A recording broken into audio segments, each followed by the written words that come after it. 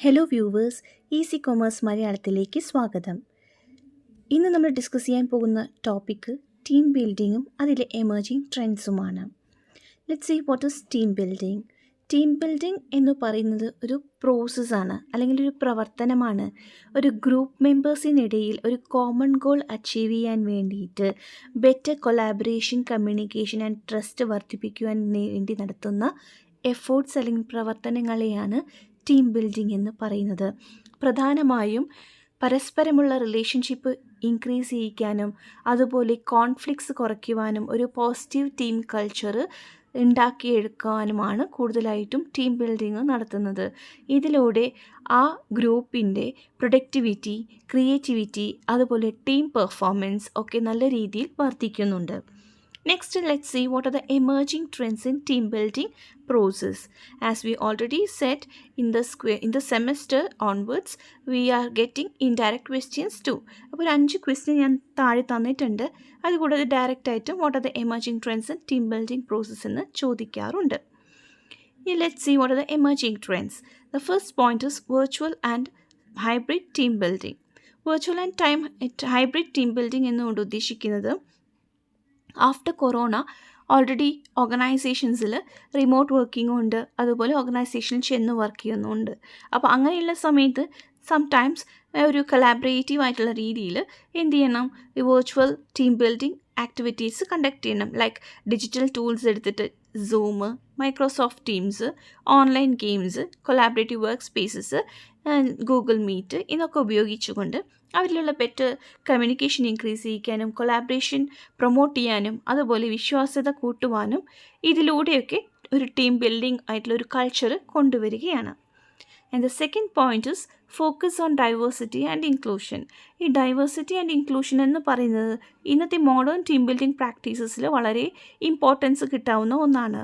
എന്ന് വെച്ച് കഴിഞ്ഞാൽ പല മേഖലയിലുള്ള ആൾക്കാരെ ഒരുമിച്ച് കൊണ്ടുവന്ന് അവരിൽ എന്ത് ചെയ്യാണ്, ഒരു ടീം കൾച്ചർ ക്രിയേറ്റ് ചെയ്യാണ്. ഡിഫറെൻറ്റ് പേഴ്സ്പെക്റ്റീവ്സിലുള്ള ബാക്ക്ഗ്രൗണ്ട്സിലുള്ള ആൾക്കാരെ ഒരുമിച്ച് കൊണ്ടുവന്ന് പല എക്സ്പീരിയൻസ് ഷെയർ ചെയ്യുകയും അതിലൂടെ ഒരു ഓപ്പൺ ഡയലോഗ് ക്രിയേറ്റ് ചെയ്യുകയും അവിടെ പല വ്യത്യസ്തമായ വോയിസുകൾ കേൾക്കുകയും അവരുടെ വാല്യൂസൊക്കെ ആ ടീം ബിൽഡിങ്ങിന് പ്രോസസ്സിന് ഹെൽപ്ഫുൾ ആവുന്ന രീതിയിൽ അവരുടെ എല്ലാ അഭിപ്രായങ്ങളെയും കൺസിഡർ ചെയ്യുന്ന ഒരു പ്രോസസ്സാണ് ഈ focus on diversity and inclusion എന്ന് പറയുന്നത്.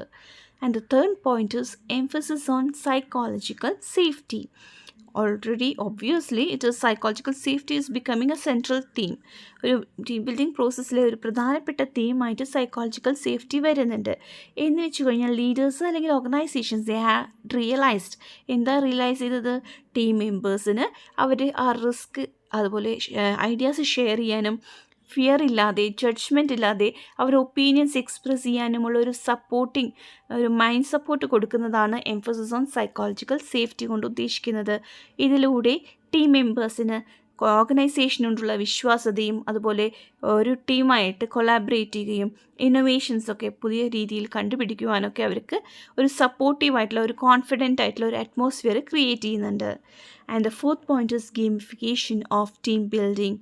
ഗെയിമിഫിക്കേഷൻ എന്ന് പറയുന്നതും ഇന്നത്തെ കാലത്ത് ടീം ബിൽഡിംഗ് ആക്ടിവിറ്റീസിൽ വളരെ ഉപയോഗിക്കുന്ന ഒരു ടേമാണ്. Have you heard that? അവിടെ ഗെയിമിഫിക്കേഷൻ കൊണ്ട് ഉദ്ദേശിക്കുന്നത് games, challenges, gaming elements include ചെയ്യുക വർക്കിൽ.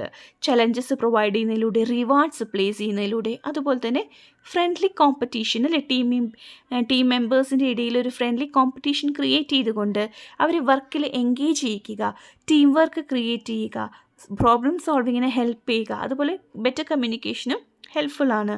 ഇതിലൂടെ ഈ ഗെയിമിഫൈഡ് ആക്ടിവിറ്റീസിലൂടെ മോട്ടിവേഷൻ, മൊറേൽ, ടീം യൂണിറ്റി എല്ലാം വർദ്ധിക്കുന്നു.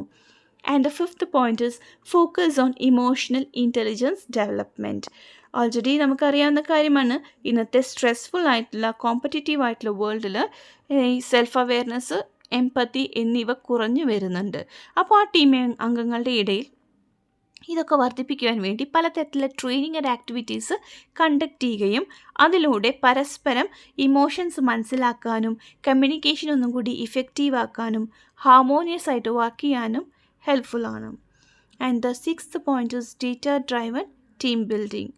നമ്മൾ ഡേറ്റാസ് പല രീതിയിൽ നമുക്ക് അവൈലബിൾ ആണ്. അപ്പോൾ ഓർഗനൈസേഷനിൽ നമുക്ക് അവൈലബിൾ ആയിട്ടുള്ള ടീം മെമ്പേഴ്സിനെ കുറിച്ചുള്ള ഡേറ്റാസ് മനസ്സിലാക്കി അസസ് ചെയ്ത് ടീം ഡൈനാമിക്സ് എങ്ങനെയാണ് ടീം വർക്ക് ചെയ്യുന്നതെന്ന് ഐഡൻറ്റിഫൈ ചെയ്യാനും അവിടെ എന്തൊക്കെ ഇമ്പ്രൂവ്മെൻറ്റ്സ് വേണമെന്ന് സജസ്റ്റ് ചെയ്യാനും അതുപോലെ അവർക്ക് ഉതകുന്ന രീതിയിലുള്ള സ്പെസിഫിക് ചലഞ്ചസ് കസ്റ്റമൈസ് ചെയ്ത് കൊടുക്കാനും ഹെൽപ്ഫുള്ളാണ്.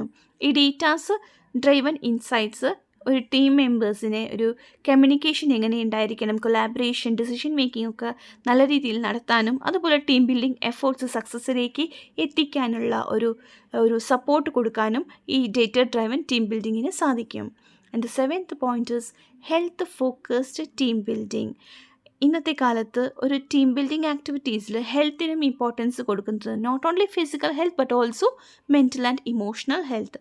അതിലൂടെ ടീം മെമ്പേഴ്സിന് ബോണ്ടിങ് ക്രിയേറ്റ് ചെയ്യാനും സ്ട്രെസ് റെഡ്യൂസ് ചെയ്യാനും റിലാക്സ് ആയിട്ട് അതുപോലെ ഓവറോൾ വെൽനെസ് വർദ്ധിപ്പിക്കുവാനും ഈ ഹെൽത്ത് ഫോക്കസ്ഡ് ടീം ബിൽഡിങ്ങിലൂടെ സാധിക്കുന്നുണ്ട്. ഇതെങ്ങനെയൊക്കെ പ്രൊവൈഡ് ചെയ്യാൻ പറ്റും? വെൽനെസ് ചലഞ്ചസ് പ്രൊവൈഡ് ചെയ്യുന്നതിലൂടെ, മൈൻഡ്ഫുൾ വർക്ക്ഷോപ്സിലൂടെ, അതുപോലെ ഔട്ട്ഡോർ ആക്ടിവിറ്റീസിലൂടെ. And the last one is flexibility and customisation.